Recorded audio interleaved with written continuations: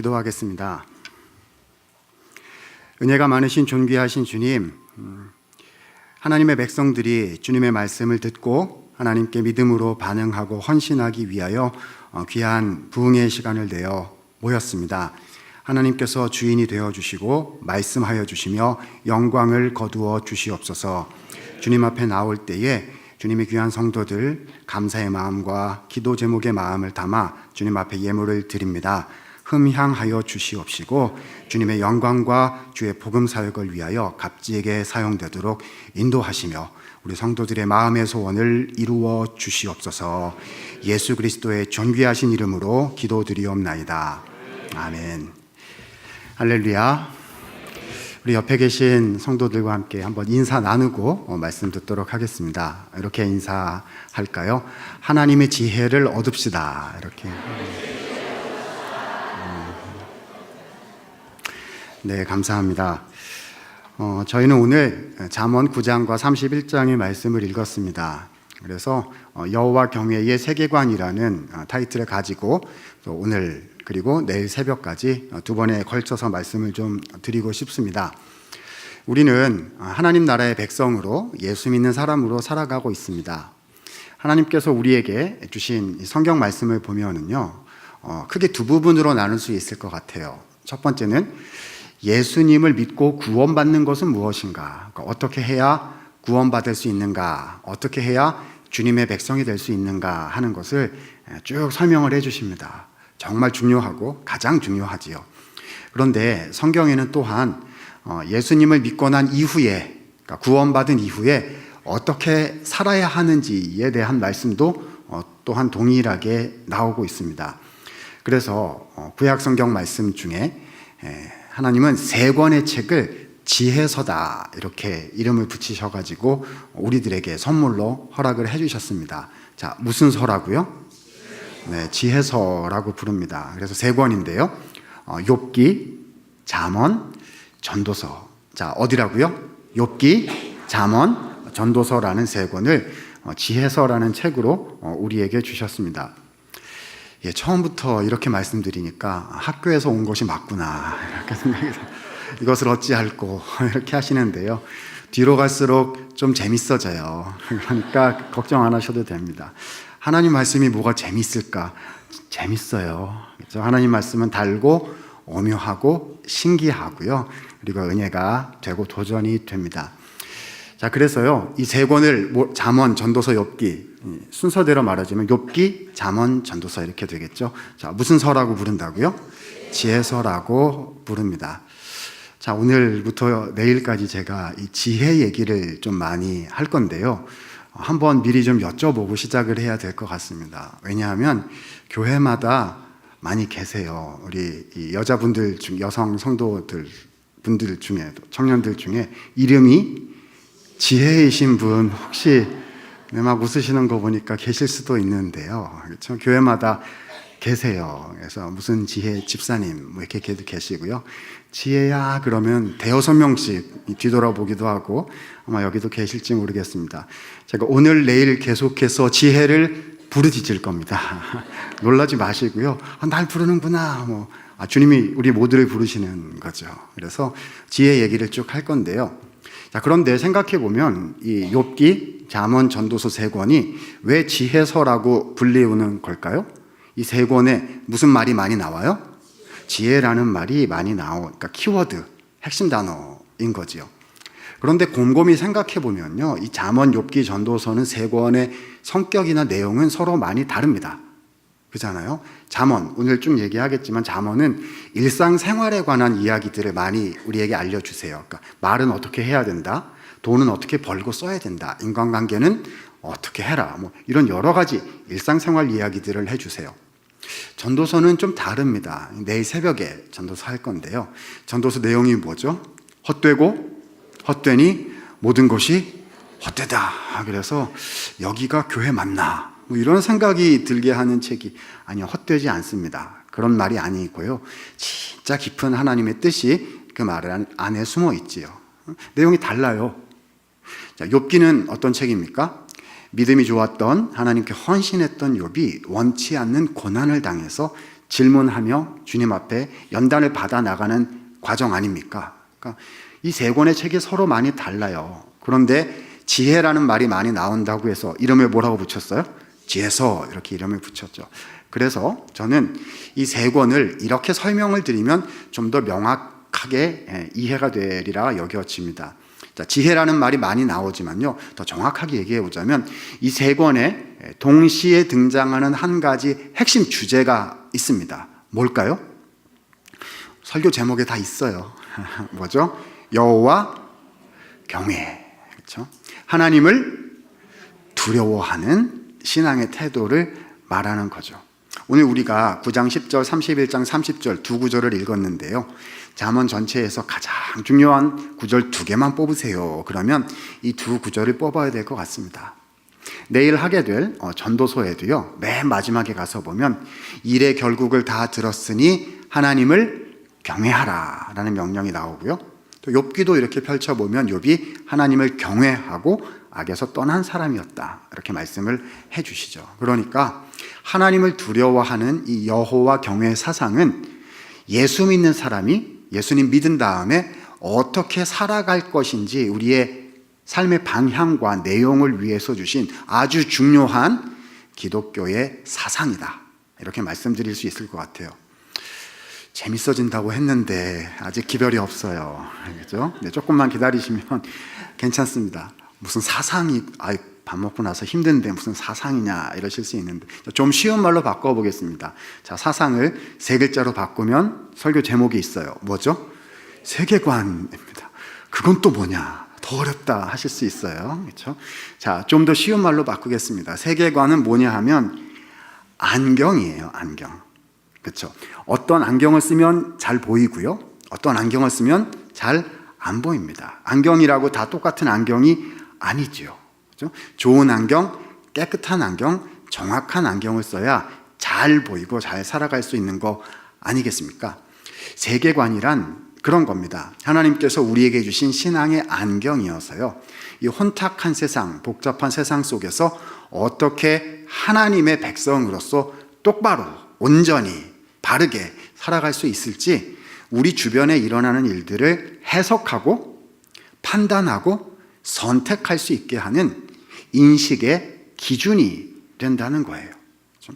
여러분, 우리 앞에 날마다 수많은 일들이 일어나지 않습니까? 가끔은 굉장히 중요한 선택을 해야 될 때가 우리에게 다가와요. 우리 장년 성도님들도 물론 그러실 거고요, 우리 청년들은 아마 더 할 겁니다.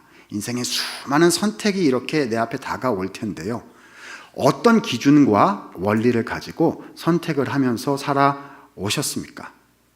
선택 잘하면요, 와, 나 그때 선택 진짜 잘했다 이러고서 평생 생각할 때마다 기분이 좋아요. 감사하죠.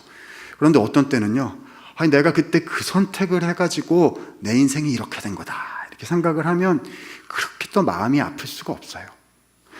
어떻게 선택하면서 살아오셨습니까? 우리 청년 여러분, 어떻게 선택을 하면서 여러분에게 주어진 인생의 길을 헤쳐가려고 하고 계십니까? 뭐가 필요하다는 거죠? 안경요, 안경. 하나님께서 주시는 세계관이 필요하다는 거예요. 근데 이 세계관에요, 이렇게 이름이 붙어 있어요. 그렇죠?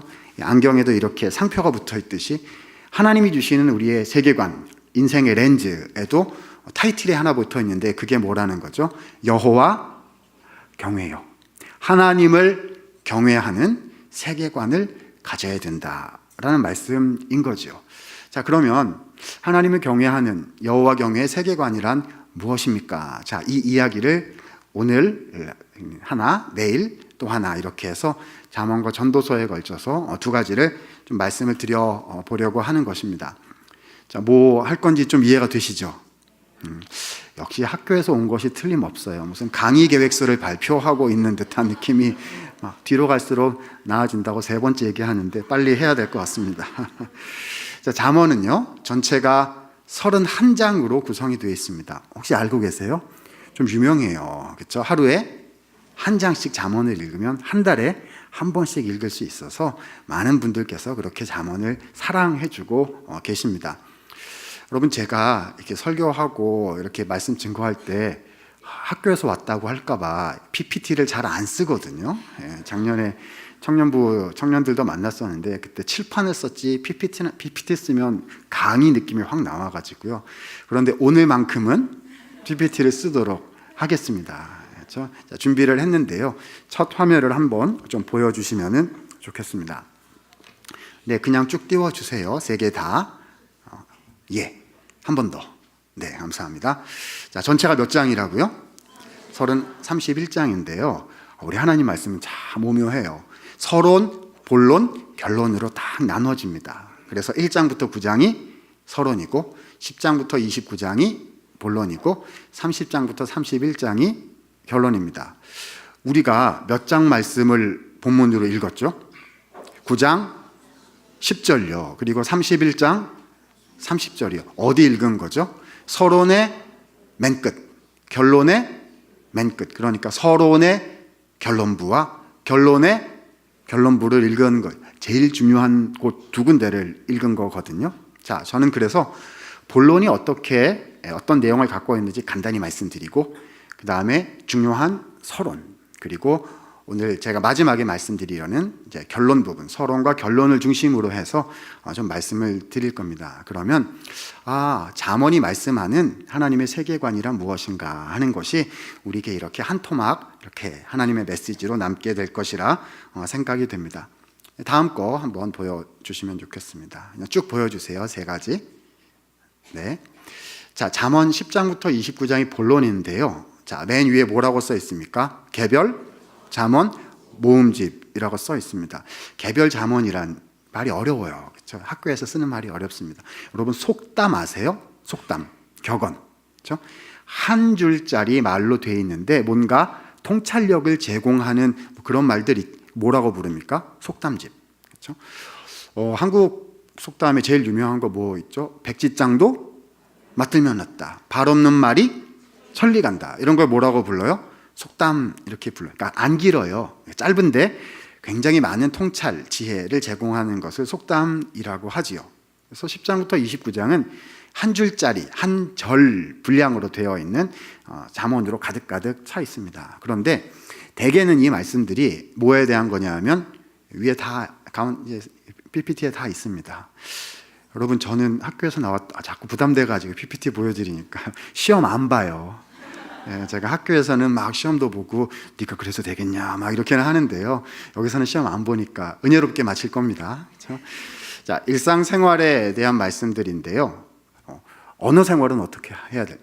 부모님께는, 자녀에게는, 직장 상사에게는, 아랫사람에게는, 친구에게는 어떻게 해야 될지, 돈은 어떻게 벌고 써야 할지, 마음은 어떻게 다스려야 될지, 그냥 우리가 교회 밖에 나가서 월, 화, 수, 목, 금, 토 이렇게 그냥 살아가는 우리네 삶에 관한 말씀들로 가득가득 차 있습니다. 그래서 다양한 주제들을 우리에게 소개시켜주고 있는 거죠. 자, 두 군데만 좀 예를 들어보도록 하겠습니다. 잠언 10장 19절 말씀에 보니까요, 이렇게 기록을 하고 있는 것을 볼 수가 있습니다. 10장 19절 말씀인데요. 제가 한번 읽어볼게요.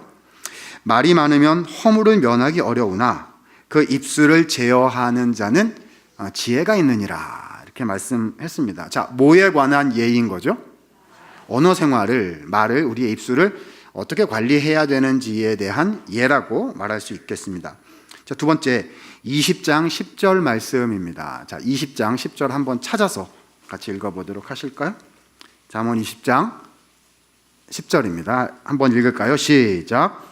한결같지 않은 저울추와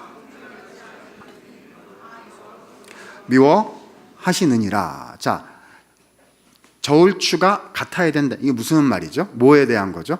경제생활을 어떻게 해야 되느냐, 혹은 인간관계에 어떻게 해야 되느냐의 말씀이에요. 이 사람한테는 이렇게 대하고 저 사람한테는 저렇게 대하면 안 되고요. 이 사람 저 사람에게 같은 원칙으로 대해야 그것이 믿음의 삶이다. 이렇게 말씀해 주시는 내용인 거죠. 그러니까 10장부터 29장은 이러한 우리 일상생활에 대한 말씀들로 가득가득 차 있다는 겁니다. 여러분, 이렇게 이 귀중한 주옥 같은 말씀들 주셨는데요. 이렇게 살아가는 게 쉬울까요? 어려울까요? 쉬우세요. 역시 우리 신일교회 성도님들은 믿음이 좋으셔가지고 무슨 일이 있어도 나는 해낸다. 저는 좀 어려워요. 그렇죠? 너무 귀한데요. 좀 어려워요.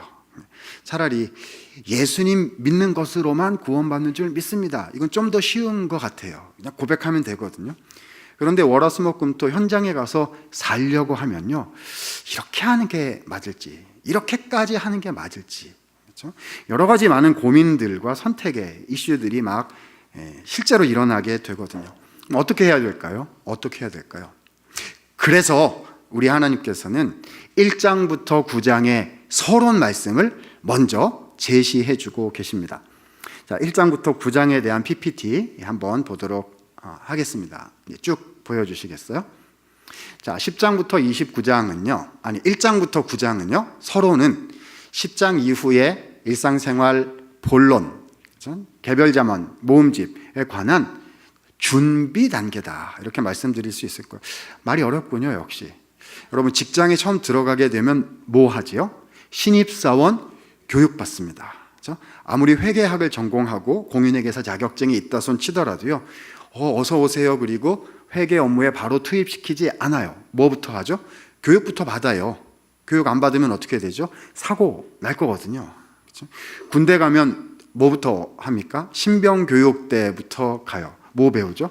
수류탄 던지는 법부터 배웁니다. 그렇죠? 수류탄 그냥 던지면 될 것 같은데 하나씩 가르쳐줘요. 안전핀을 뽑아야 터진다, 뭐 이런 거 가르쳐주고요.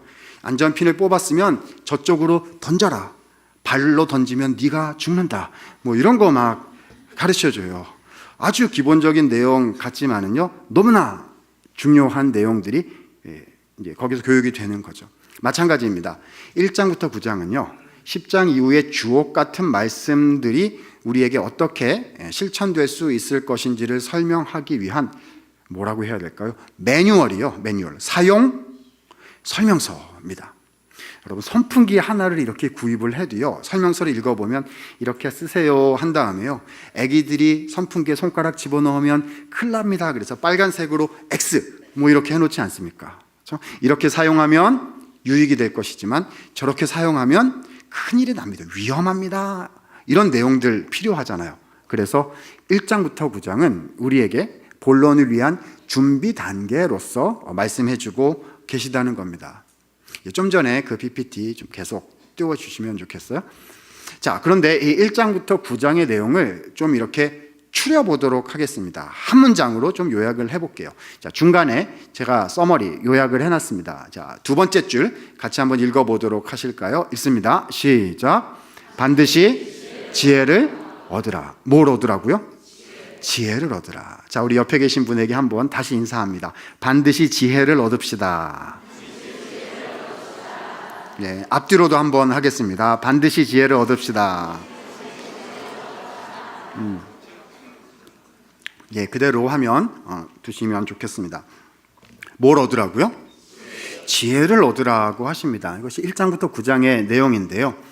그런데 우리 하나님께서는 이것을 설명하시기 위해서요, 매우 독특한 방법을 사용하셨습니다. 성경이 오묘한 거죠. 자, 이게 계속 띄워놔도 됩니다. 제가 내리라고 할 때까지는 그냥 계속. 자, 이 지혜를요, 의인화해서 표현을 합니다. 여러분, 의인화가 뭐죠? 사람이 아닌 것을 사람으로 표현하는 걸 의인화. 성경에 의인화가 많이 나와요. 하늘이여 외쳐라, 숲아 주님을 찬양하라, 뭐 이런 거 있잖아요. 그래서 이 사람이 아닌 걸 사람으로 의인화라고 부릅니다. 여러분, 지혜가 사람, 지혜 이름인 분 용서해 주세요. 여러분, 지혜가 사람입니까? 아닙니까? 아니에요. 그렇죠? 네, 지혜는 개념입니다. 그렇죠? 그런데 사람으로 의인화해서 표현하는데요. 자, 저기 다 써놨어요. 남성으로 표현한다, 여성으로 표현한다? 여성으로 지혜를 표현한다는 겁니다. 왜냐하면요, 성경 이 원어를 연구를 해보면 매우 놀랍게 한국말하고 좀 달라요.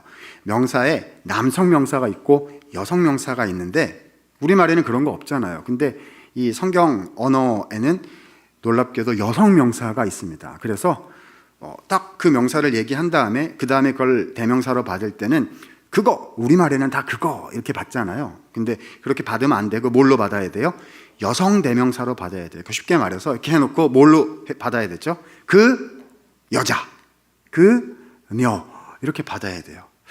우리 한국말에는 그녀라는 이 대명사를 그녀 그러면 여자친구인 줄 알아요. 그렇죠? 아니요, 그렇지 않고 그냥 여성 명사는 다 그 여자 이렇게 봤습니다. 그런데 지혜가 바로 이런 종류의 여성 명사인 거거든요. 참 오묘한 것이요. 여러분, 잠언은 물론 하나님의 말씀이긴 하지만요, 이 형태가 누가 누구에게 말하는, 가르치는 형태로 되어 있죠. 솔로몬이요, 지혜자 솔로몬이 자기 아들에게 가르치는 형태로 되어 있어서요, 쭉 읽어보면 어떤 말이 많이 나오죠. 내 아들아 라는 말이 반복해서 나옵니다.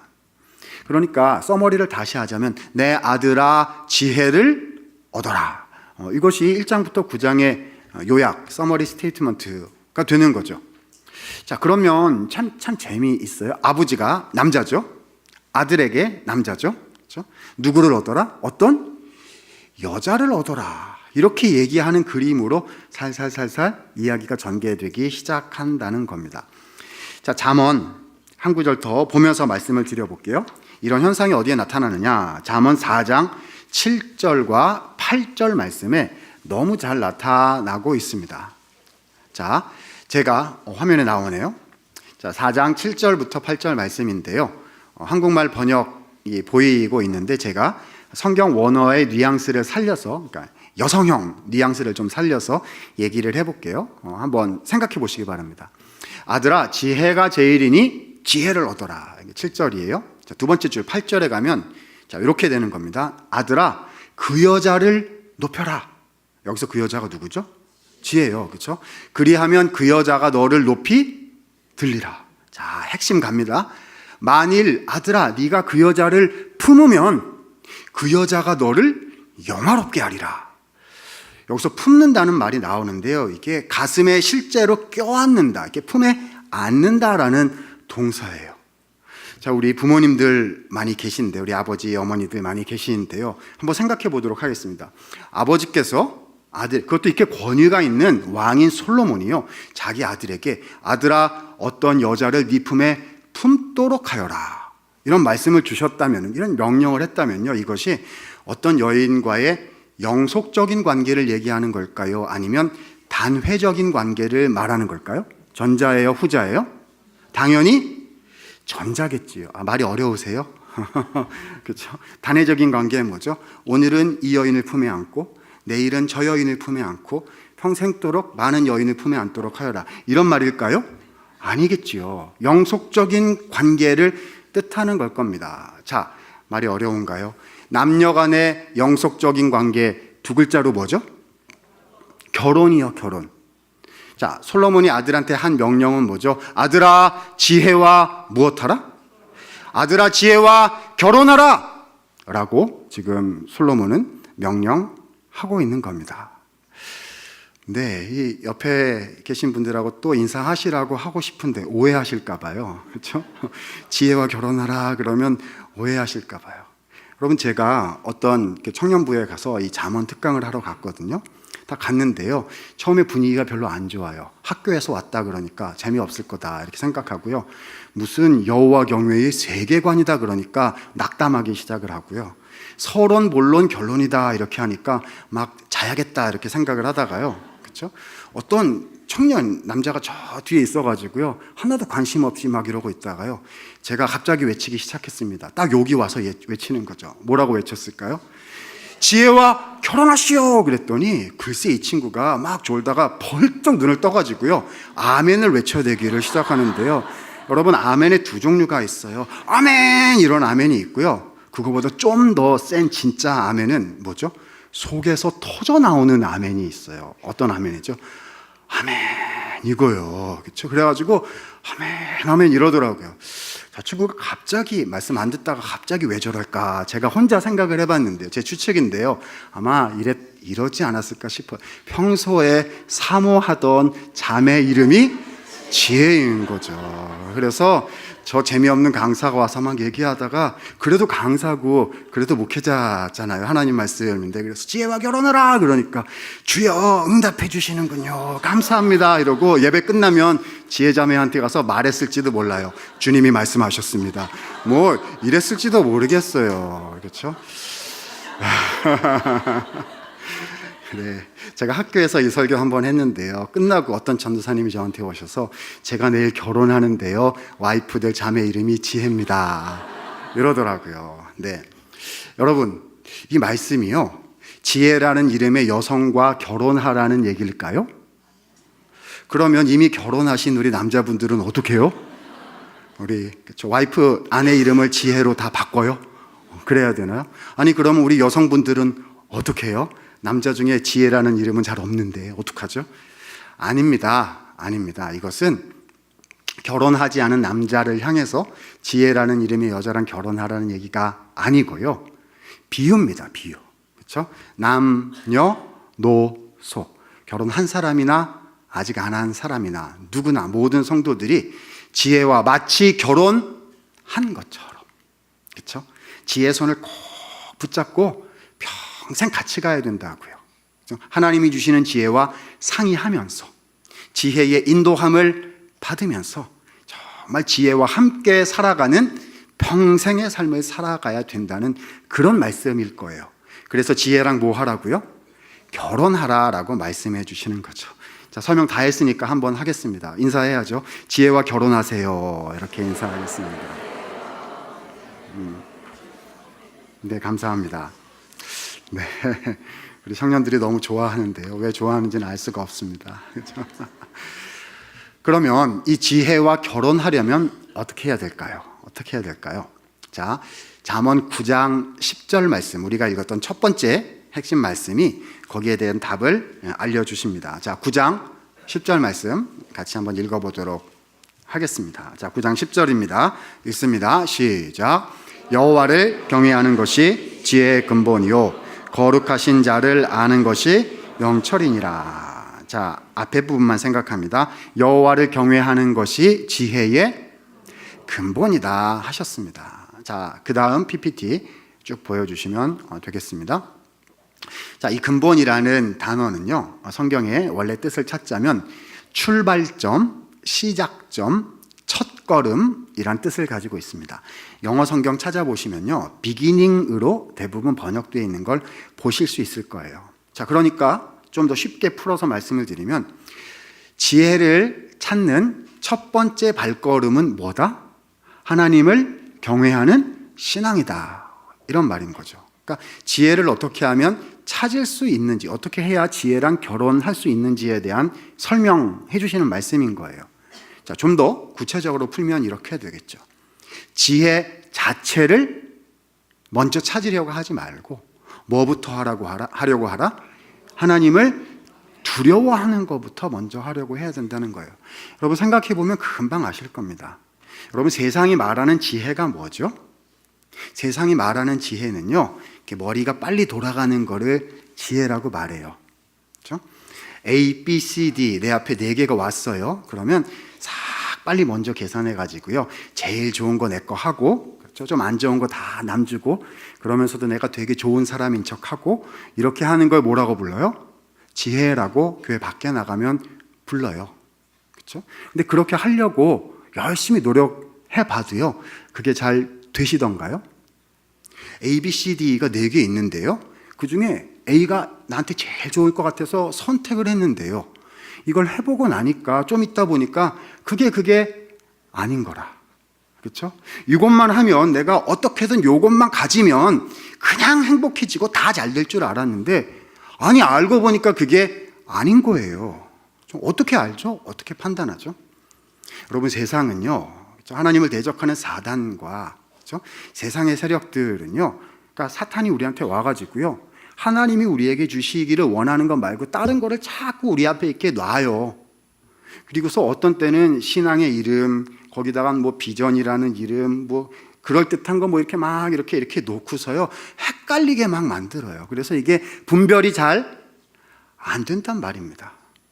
그래서요, 지혜를 찾아야 됨에도 불구하고 그 지혜 자체를 찾으려고 안간힘을 쓰고 매달리면요, 어떻게 되죠?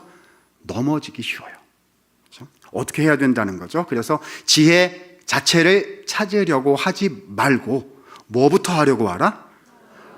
주님, 제가 어떻게 해야 이 선택에 있어서, 주님 어떻게 해야 제가 지금 결정하는 데 있어서 하나님을 두려워하고 하나님을 존귀하게 하는 사람이 될 수 있겠습니까? 하나님, 그것이 저의 선택의 기준이 되게 하고 싶습니다. 이렇게 할 때에요, 뭐를 얻을 수 있다고요? 하나님이 주시는 지혜를 얻을 수 있다라는 것입니다. 기억해 두셔요. 지혜 자체를 찾으려고 하지 말고 뭐부터요? 여호와를 경외하는 것을 하려고 하십시오. 그러면 그 길 끝에 무엇이 있다? 하나님께서 허락해 주신 지혜가 있다라고 우리에게 말씀해 주시는 겁니다. 이것이 여호와 경외가 지혜의 근본이다, 첫걸음이다 하는 말씀의 뜻이 되는 거죠. 여러분, 이것이 지금까지가 1장부터 9장 서론의 내용입니다. 원리를 배웠어요. 지혜와 결혼하십시오. 그렇게 하기 위해서는 지혜 자체를 찾지 말고 뭐부터 하십시오? 하나님을 경외하려고 하십시오. 이 원칙을 받았어요. 그리고 그 말씀을 가지고 10장부터 29장의 일상생활에 대한 수많은 말씀들의 세계로 달려간 거죠. 그래서 10장부터 29장까지 이야기가 쭉 흘러갔습니다. 그리고 우리는 두 번째 읽었던 맨 마지막 31장의 말씀에 도달하게 되는 것입니다. 아마 이 잠언 31장은요, 자, 이제 마지막 파트로 가는 겁니다. 잠언 31장은요, 우리 성도들께서, 우리 청년들께서 어쩌면 많이 들어보신, 잘 아시는 말씀일 수 있습니다. 31장 10절부터 31절까지에 보면은요, 어떤 여자에 대한 이야기가 나옵니다. 이게 잠언은 여인에 대한 이야기로 이제 꽉 차 있거든요. 31장 10절부터 31절까지 한 여인 얘기가 나오는데 혹시 들어보셨어요? 현숙한 여인에 관한 말씀이 나옵니다. 정확한 제목은요, 현숙한 여인의 송가다, 그래서 어떤 현숙한 여자를 막 칭찬해 주는 얘기입니다. 좀 솔직하게 말씀을 드리면요, 그런데요, 이 현숙한 여인의 이야기 이렇게 쭉 이렇게 하면은요, 남성분들은 굉장히 마음 편하게 생각을 하시는데요, 여성분들은 하나님의 말씀이니까 아멘 하시지만 좀 부담스러워, 살짝 말씀을 안 하세요, 저한테는요. 그런데 살짝 부담스러워 하세요. 왜냐 하면은요, 이 얘기를 읽어보면요, 부인이요, 남편 말고 부인이 모든 일을 다 해요. 저 남편은 아무것도 안 해요. 그래가지고 우리 여성분들이, 아, 현숙한 여인 그러면 한국말로 뭐가 생각나시죠? 네 글자? 현모 양처가 생각이 나서, 아우 목사님, 우리 여자 청년들 자매들 있으면, 아, 목사님 저한테 현모 양처가 되라고 하시는 거예요. 저 직장도 가고 싶고요. 막 이런 눈빛을 막 보내가지고 뭐라고 얘기해야 되지? 막 이런 생각이 드는, 그렇죠? 그런 부문인데요. 자, 이 말씀이 무슨 뜻일까요? 어떤 성경학자들은요, 이 말씀이 고대 근동의 이상적인 배우자상이다, 그러니까 구약 성경의 이상적인 배우자상이다, 이렇게 또 많이 가르쳐 왔어요. 잘못됐다고 말할 수 없습니다. 여자 모습이 나오니까요. 근데 그것이 전부 다냐? 여성에게만 적용되는 말씀이고 남성에게는 적용이 안 되는 말씀인가? 결혼한 사람에게만 적용이 되고 우리 청년들에게는 적용이 안 되는 말씀인가? 그렇죠? 오늘 이 말씀을 조금만 더 생각해 봤으면 좋겠어요. 왜냐하면요, 여기 나오는 이 현숙한 여자, 이 부인은요, 일을 굉장히 잘 하는데요, 심지어는 고대 사회에서 여자가 했던 일이 아닌 남자들이 했던 일까지 다 해요. 그래서 도대체 이 여자는 어떤 여자일까라는 궁금증이 이렇게 생겨나게 되거든요. 말씀은 깊어요. 그래서 오늘 현숙한 여인의 말씀 조금 더 살펴보면서 마지막 결론부를 맺고 우리에게 적용을 좀 해보고 싶습니다. 자, 31장 10절부터요 쭉 훑어 내려가면서 말씀을 좀 보도록 하겠습니다. 자, 31장 10절 말씀입니다. 자, 같이 한번 읽을까요? 시작. 누가 현숙한 여인을 찾아 얻게. 자, 현숙한 여인을 찾아 얻는 것이, 현숙한 여자와 결혼하는 게 쉽다, 어렵다? 어렵다는 거. 왜 그렇죠? 가격이 높다는 거예요. 그러니까 가치가 아주 높아서 쉽게 얻을 수가, 아무나 얻을 수가 없는 존귀한 여인이다, 이제 이런 말이죠. 자, 도대체 얼마나 훌륭한 여인이길래 이렇게까지 얘기하는 걸까요? 자, 11절 보면 이렇게 되어 있습니다. 그 여자의 남편의 마음은 그 여자를 믿나니 산업이 핍절하지 않겠으며, 이렇게 되어 있습니다. 자, 이 남편은 누굴 믿고 살아요? 부인을 믿고 살아요. 아니, 하나님을 믿고 살아야죠. 예, 그냥 화면에 말씀 계속 그냥 쭉 계속 띄워주세요. 끝날 때까지. 자, 누굴 믿고 살아요? 부인을 믿고 산다는 건데요. 하반절에 보니까 뭐라고 되어 있습니까? 부인 때문에 산업이 핍절하지 않게, 이렇게 되어 있어요. 이렇게 산업이라고 이제 번역을 해놨는데 성경 원어의 뜻은요, 전리품입니다. 여러분, 전리품 아세요? 고대 사회에서 부족들이 어떻게 먹고 살았어요? 전쟁해가지고 다른 사람들 거 이렇게 물건 뺏어다가 먹고 사는 거, 그걸 뭐라고 부릅니까? 전리품이요. 그런데 누가 전리품을 집에 가져온다고요? 부인이요, 부인. 그렇죠? 그냥 가만히 있어서 남편님 오셨어요, 이렇게 하시는 부인이 아니고요. 이 부인은 나가서 전쟁을 하는 아마존의 전사와 같은 아내인지도 모르겠습니다. 그렇죠? 와, 울그락부르락하고 센 여잔가 보다, 이런 생각이 막 들어요. 도대체 이 여자는 어떤 여자일까요? 12절 보니까요, 이 여자는 살아있을 동안에 남편에게 선을 행하고 악을 행하지 아니하느니라. 평생토록요, 남편 마음을 섭섭하게 한 적이 한 번도 없어요. 한 번도 없어요. 우리 아직 결혼 안 한 청년들은 저는 결혼하면 그렇게 살게요, 이렇게 하실 거고요. 우리 결혼하신 성도님들은 아무 말씀 안 하실 거예요. 사람이 살다 보면 서운할 때도 있고 섭섭하게 할 때도 있게 마련인데요. 많이 그럴 수 있는데 말이죠, 너무 이상적인 그림 아닌가 싶기도 하고요. 13절 말씀입니다. 좀 더 구체적으로 나와요. 자, 이 여자는 뭘 하느냐? 양털과 삼을, 부인이 하는 겁니다. 양털과 삼을 구하여 부지런히 손으로 일한다. 부지런이라고 번역되어 있는데 기쁨으로 라는 뜻이에요. 일하기를 기뻐하는 여자, 쉬지 않고 일해요. 가만히 있지 않고 계속 일합니다. 양털과 삼으로 뭘 일을 하는 걸까요? 그러니까 고대 사회니까, 그렇죠? 실 뽑는 거죠. 실 뽑는 겁니다. 자, 14절 보시면요, 다 여자 얘기입니다. 상인의 배와 같아서 먼 데서 양식을 가져오며, 배를 보내가지고 양식, 뭐 하는 거죠? 무역을 하는 여자가 되겠습니다. 그럼 고대 사회에서는 무역을 누가 했을까요?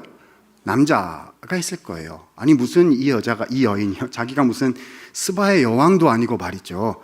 일반 가정의 한 아내를 묘사하는데요, 독특한 표현들이 나타나고 있는 거죠. 자, 15절 보니까 밤이 새기 전에 일어나서 음식을 나누어 주며 여종들에게 일을 정하여 맡기며, 이렇게 되어 있습니다. 밤이 새기 전에 일어난다. 아니, 무슨 사람이, 이 사람은 잠이 없어요. 언제 일어나죠? 새벽에 일어나가지고 아침 먹기 전에 일이 다 끝납니다. 훌륭한데요.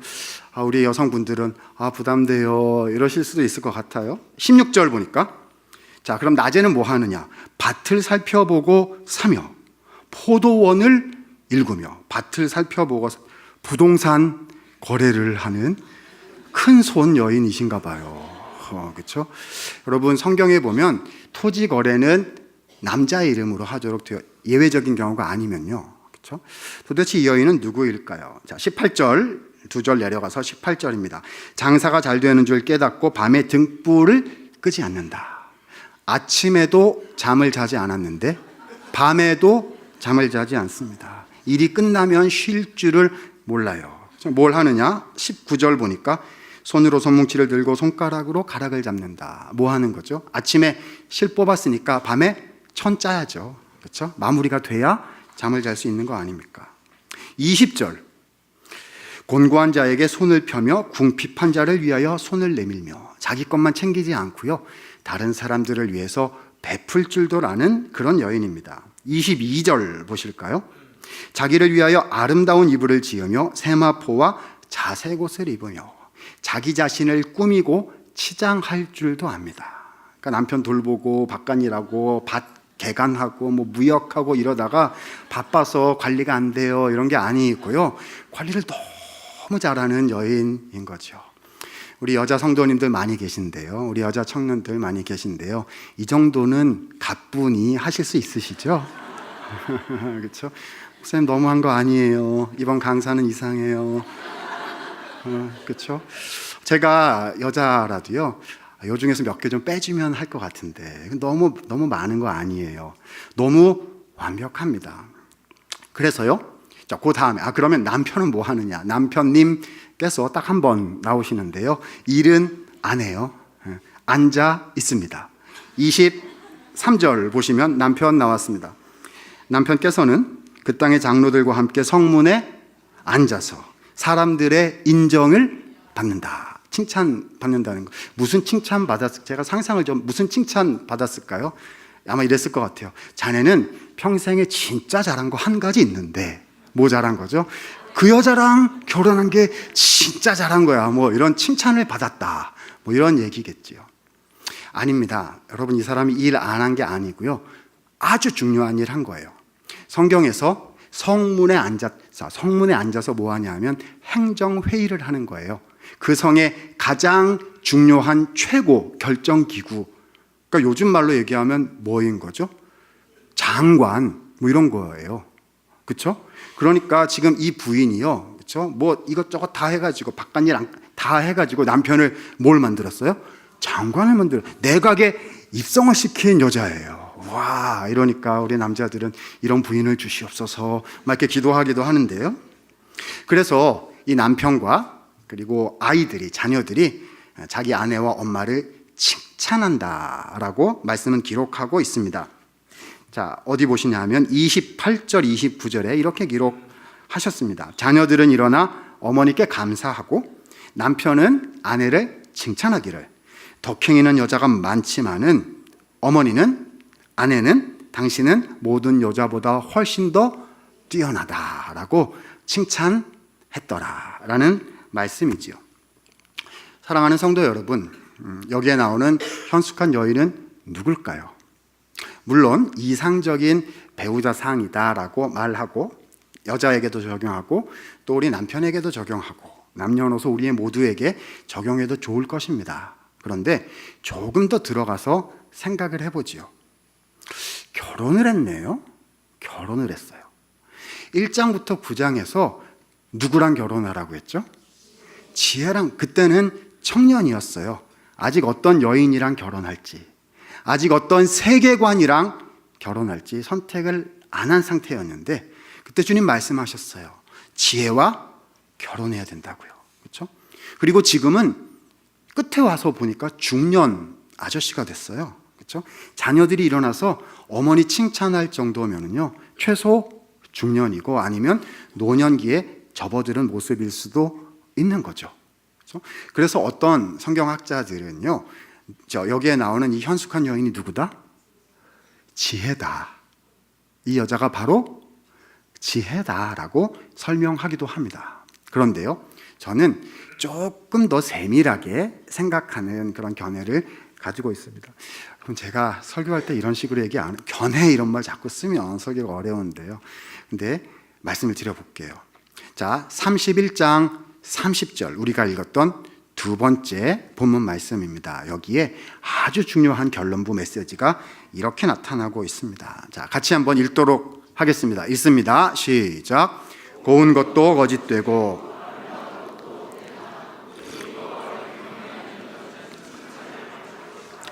자, 오직 여호와를 경외하는 여자는 칭찬을 받을 것이다 하셨습니다. 아주 좋은 한국어 번역입니다. 성경 말씀, 성경 원어를 잘 번역을 했는데요. 이 번역이 또 다른 번역이 하나 가능합니다. 이 번역 맞는 번역이에요. 그런데 또 다른 한국말로 다르게 번역하는 것 역시 가능합니다. 그래서 그 번역을 좀 소개시켜 드리고 좀 적용을 해보고 싶습니다. 자, 그 다음 PPT 한번 보여주실까요? 같이 한번 읽어보도록 하겠습니다. 시작. 아내 여호와 경외, 그녀는 칭찬을 받을 것이라. 뒷부분은 똑같아요. 그 여자는 칭찬을 받습니다. 똑같고요. 앞부분이 달라요. 자, 우리 가진 성경에 번역된 바는 뭐죠? 여호와를 경외하는 여자는 칭찬을 받을 것이라 이렇게 되어 있는데 또 다르게 가능한 번역은 자, 아내, 여호와 경외, 그 여자는 칭찬을 받을 것이다 이렇게 하셨어요. 이 소시적에 우리가 국어 시간에 배웠던 동격 관계거든요. 말이 어렵죠. 무슨 말이냐 하면 여기 아내, 이 아내가 누구죠? 지금까지 설명한 현숙한 여인이요. 그렇죠? 이 여인은 곧 누구다? 여호와 경외다. 아니 본문이요. 30절에 뭐라고 되어 있어? 이 아내가 곧 여호와 경외. 그러니까 이 여자 이름이 뭐라고요? 경외예요. 경외. 네? 그렇죠? 다시 이 여자 저기 뭐라고 써 있어요? 저기 지혜라고 써 있어요? 경외라고 써 있어요? 경외라고 써 있잖아요. 이 여자가 곧 여호와 경외인데 그 여자는 칭찬을 받을 것이다. 그래서 이 여자의 정체성이 이 여자의 정체가 뭐냐 하면 바로 이름이 뭐다? 정체가 뭐다? 경외이다. 이게 무슨 말이죠? 아까 1장부터 9장에서 누구랑 결혼하라고 하셨어요? 지혜요. 그런데 지금 인생을 다 살고 나서 보니까 부인 이름이 뭐예요? 경외요. 이게 뭐죠? 지혜랑 결혼한다고 해놓고 딴 여자랑 결혼을 한 건가요? 결혼식장에 가보니까 그 여자가 아니네. 뭐 이런 걸까요? 아닙니다. 그 여인이 그 여인이에요. 지혜가 곧 경외라고요.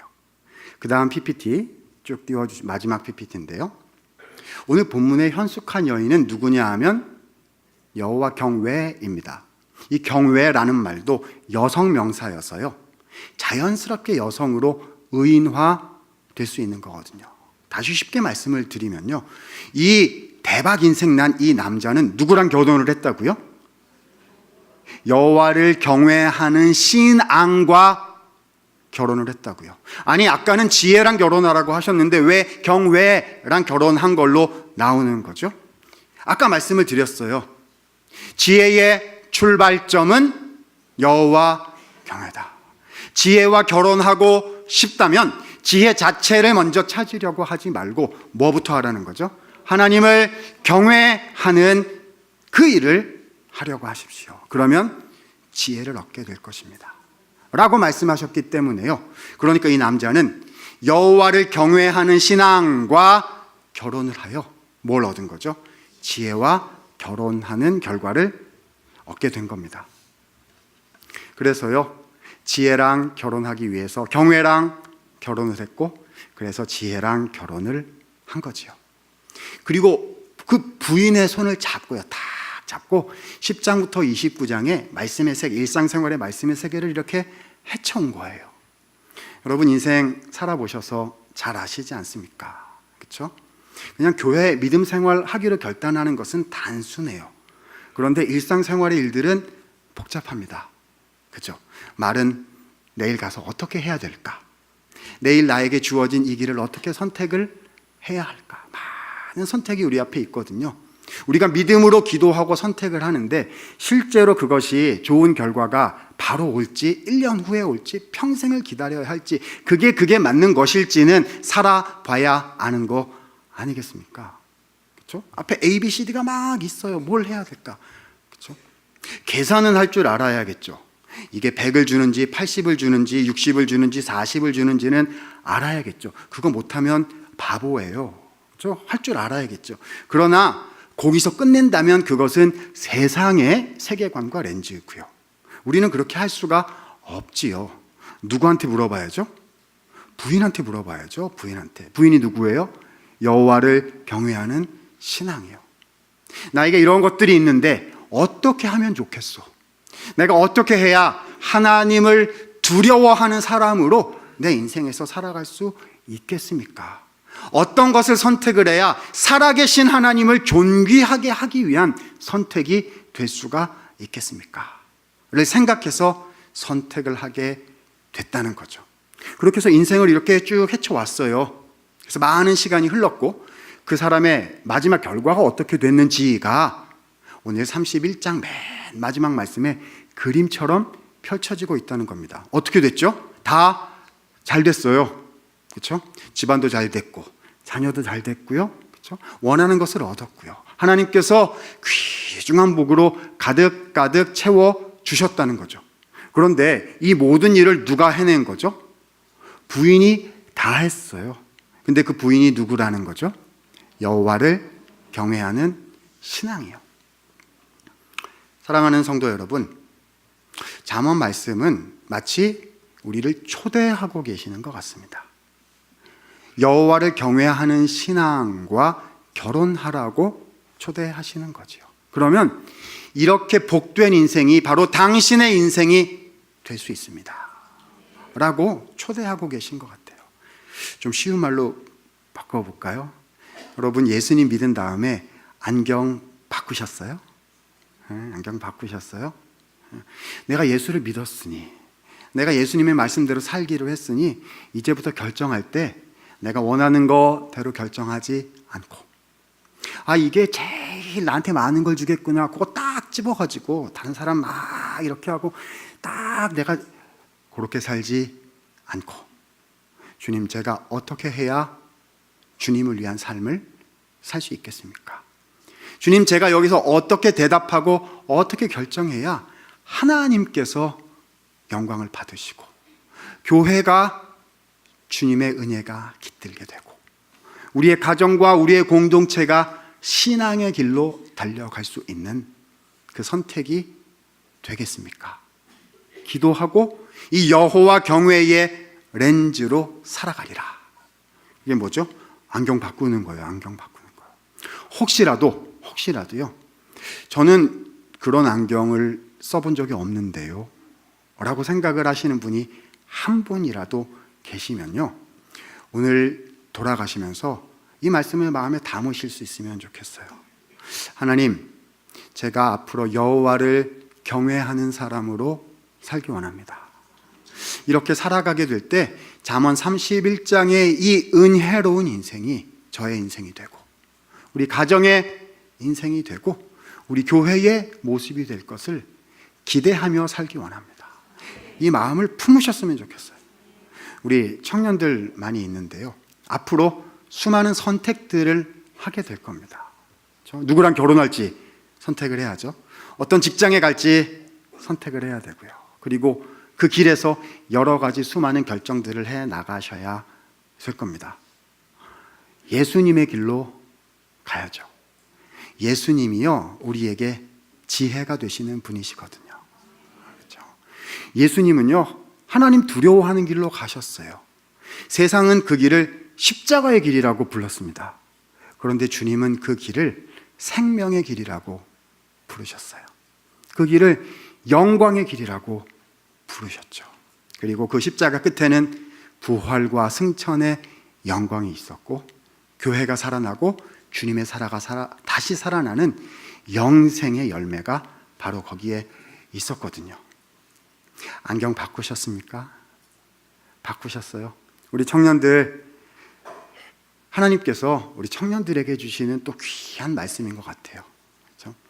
하나님의 지혜와 결혼하기로, 여호와 경외의 렌즈를 가지고 살아가기로 결정하고 결단하고 발걸음을 내디딜 때 하나님께서 하늘로부터 주시는 하나님의 지혜를 허락해 주실 것이고 여러분의 인생이 잠언이 약속해 주시는 복된 인생이 될 줄로 믿습니다. 이 은혜가 모든 성도님들께 충만히 임하시기를 간절히 소원합니다. 기도하겠습니다.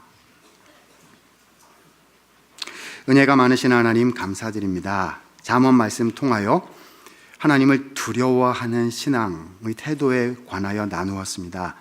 주께서 사랑하시고 존귀히 여기시는 신일교회 모든 성도님 한 분 한 분을 주님의 능력의 손으로 주장하여 주시어서 오늘 여호와를 경외하라 주신 이 말씀이 우리의 말씀이 되게 하시고 우리의 인격이 되게 하시고 우리 인생의 길이 되게 하여 주시어서 하나님의 지혜를 경험하며 지혜의 열매를 거두며 주님을 찬양하는 복된 인생 모두 될 수 있도록 주여 축복하여 주시옵소서. 감사하며 예수님의 존귀하신 이름으로 기도드리옵나이다. 아멘.